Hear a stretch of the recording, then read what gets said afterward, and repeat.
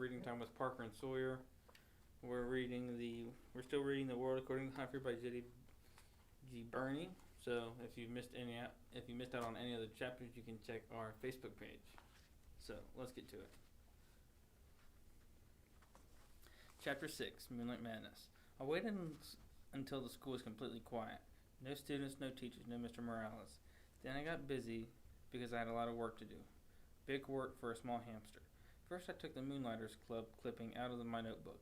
Holding it in my mouth, I opened the lock that doesn't lock and scurried across the table. Getting off that table was still a problem. I grabbed a hold of the leg and slid down, as I've done before.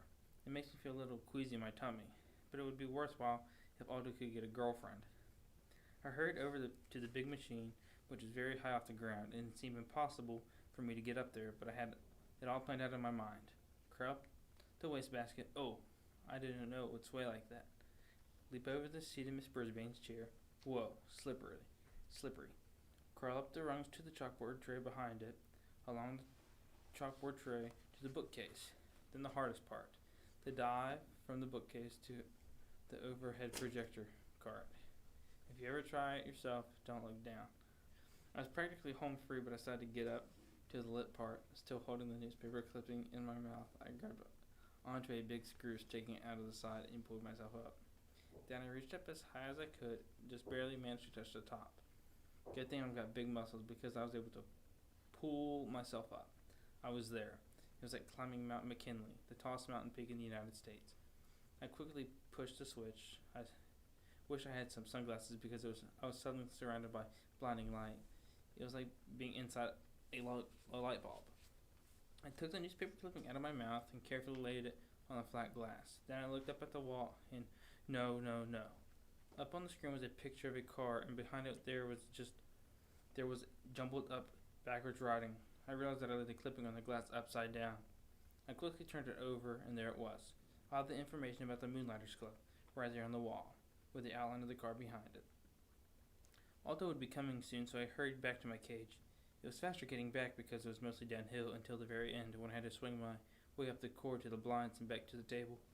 I was panting pretty hard by the time I closed the cage door behind me. I didn't even have time to catch my breath before Aldo swung the door open. "Whoa, who left that on?" he exclaimed as he entered. "That thing could overheat." He hurried over to the overhead projector. Look at the wall, I squeaked, but the only words sounded like hamster peeps. Aldo didn't waste a second. He flickered the machine light off.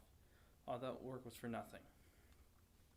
But then a funny thing happened. Aldo turned the machine back on and looked at the wall. "What's this?" he muttered. "Why did Miss Brisbane have this up here?"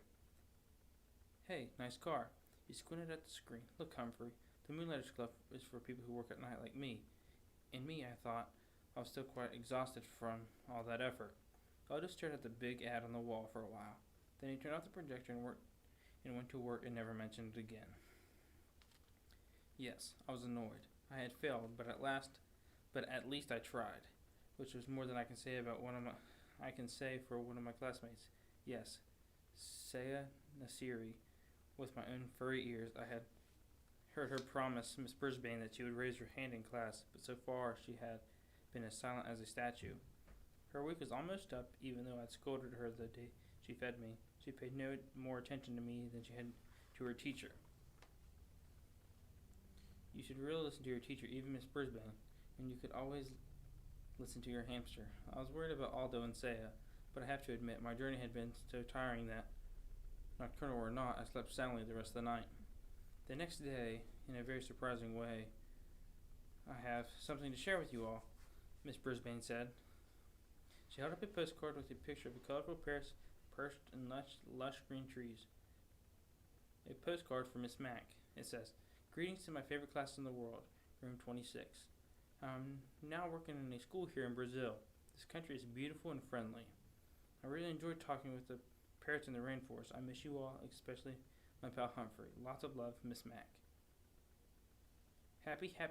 Not only did Miss Mack remember me, she missed me most of all. Oh, and I missed her most of all too, especially every time I looked at Miss Brisbane and she glared back at me. Miss Brisbane showed us Brazil on the map, and it's far away. I'd like to be that far away from Miss Brisbane. My head was so filled with memories of Miss Mack that I only got a 75% on my vocab test. After you graded the test in class, Miss Brisbane said, "If you got a 100 on the test, please raise your hand." That woke me up. What's a clever way to get Say to raise her hand, because she always gets the 100%. AJ raised his hand. Art raised his hand. Saya just stared down at her desktop. I was starting to get really mad at her. When it was time for map work, Miss Brisbane clicked on the overhead projector, and there it was, the Moonlighters Club ad right on the wall. Miss Brisbane wrinkled her nose, picked up the paper, and looked at both sides. Then she held it up to the light, and I think she may notice those tiny holes my teeth had made when I carried it over there. Miss Brisbane looked over at my cage and wrinkled her nose again. Then she crumbled the paper up and threw it into the wastebasket. She's smart, but she's also mean. She's not the only one. While she went on with her map work, wait for the bell, Garth Tugwell started making some very rude noises. Miss Brisbane didn't even turn around. When someone started giggling, she said, "Stop giggling, Gail." So Garth's rude noises got louder and even ruder, and a lot of other kids giggled along with Gail. Suddenly the teacher spun around to face them. "Very well, the whole class will stay in during recess for extra vocabulary words," she announced. Everyone groaned. "It's Garth's fault," said Heidi. "Raise your hand," Mrs. Brisbane snapped back. "You will all stay in during recess, unless the person making the noise wants to step forward and admit it." Nobody said a word, but everyone glared at Garth, including me. "Okay, I did it," he said. "Raise your hand," Heidi whispered loudly. "Very well, Garth, you and Heidi and Gail will stay in during recess," the teacher said firmly. Heidi and Gail protested until the bell rang, but all three of them stayed inside during recess. Instead of making them do extra vocabulary words, Miss Brisbane let them rest their heads on their desk, after she lectured them about their behavior, of course. All this commotion had made me a little hungry, and for some reason I hadn't been fed yet, so I had to squeak up for myself. Miss Brisbane turned and pointed at me angrily. "I don't need any trouble out of you either," she said. Heidi raised her hand. "I don't think he's been fed today," she said. Miss Brisbane told Garth to feed me. Then she dismissed the girls and told them to go outside and play for the rest of recess. So she wasn't completely mean to them anyway. She even trusted Garth to be alone in the room while she took some papers down to the office. I've always liked Wait for the Bell Garth, so I was surprised when he started grumbling at me. He filled the water bottle and put some fresh mealworms in my cage. "One of these days you'll get in trouble too," he said. "I'll see to that." "Huh?" I squeaked. "Everybody hates me. Everybody loves you.